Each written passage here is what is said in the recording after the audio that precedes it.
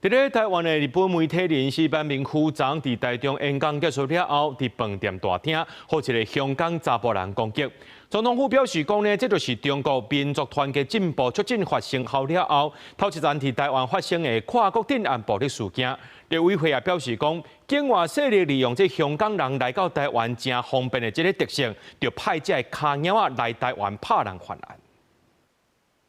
該還好了，就是嘴唇還有點腫，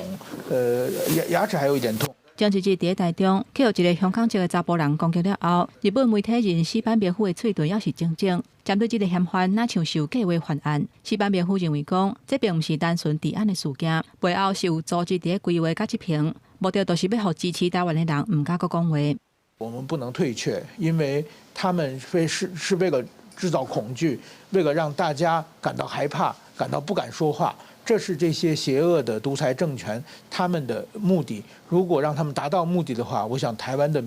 言論自由會一步一步倒退。士班明夫強調講，伊袂因為安尼怎救氣，會持續替台灣講話。外頭看規個案件，初六伊受到邀請去台中演講結束了後，在會場飯店的大廳，向去互賣貨的嫌犯全位面甲目落。嫌犯犯案了後離開現場，隨便去機場要離開台灣。加在警方佇咧嫌犯去離飛行機進前的15分鐘，隨甲人抓起來。毋過，甲這個嫌犯做伙來台灣的另外一個香港人，佇咧案件發生的前一天都已經離開台灣。敢是共犯要來釐清。經檢察官訊問並審酌相關證據，